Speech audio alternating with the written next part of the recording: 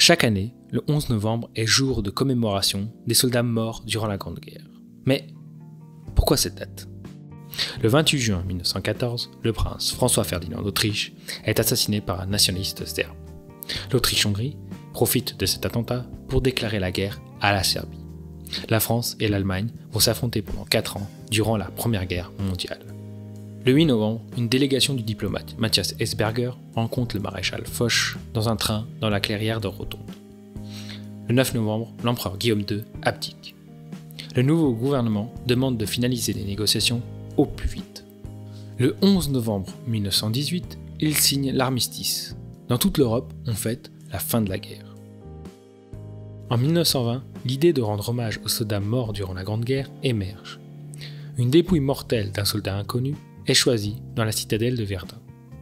Et, le 11 novembre, il est placé dans une chapelle ardente à l'Arc de Triomphe. Le 28 janvier 1921, le soldat est inhumé dans la tombe du soldat inconnu. Sur la dalle de granit sont gravés ces mots. Ici repose un soldat français mort pour la patrie, 1914-1918. Le 24 octobre 1922, l'Assemblée nationale vote une loi pour nommer le 11 novembre comme jour férié et de fête nationale. Le 11 novembre 1923, le ministre de la Guerre, André Maginot, allume pour la première fois la flamme qui ne s'éteint jamais. Elle devient, avec le tombeau, le symbole du sacrifice des soldats français. Durant la Seconde Guerre mondiale, les commémorations du 11 novembre 1940 sont annulées par les Allemands. Ce jour-là, 3000 étudiants décident d'aller manifester à l'Arc de Triomphe. Les Allemands répriment brutalement. Ce premier acte de résistance deviendra un véritable symbole pour la résistance parisienne et française. À partir de ce jour-là, une cérémonie est organisée dans chaque commune. Des citoyens, des associations et des politiques marchent jusqu'au monument aux morts en procession.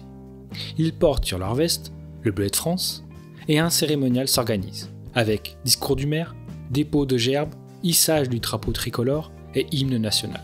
Traditionnellement, 2 minutes de silence sont respectées à 11h, le 11e jour du 11e mois, moment où l'armistice est devenu effectif. Le 20 février 2012, une loi transforme cette journée en une journée de commémoration de la Grande Guerre et de tous les morts pour la France. Désormais, le président de la République dépose une gerbe tricolore devant la statue de Georges Clemenceau. Il remonte ensuite les Champs-Élysées, entouré de la garde républicaine, passe les troupes en revue et se recueille devant la tombe du soldat inconnu. Depuis plusieurs années, les cérémonies de commémoration du 11 novembre ont perdu en valeur. Au sein de la population, le rapport à la guerre est de plus en plus lointain. Mais l'hommage aux sacrifices et aux souffrances de toute une génération reprend de plus en plus sens ces dernières années. Ce souvenir ne doit pas être perdu pour éviter de recommencer les mêmes erreurs.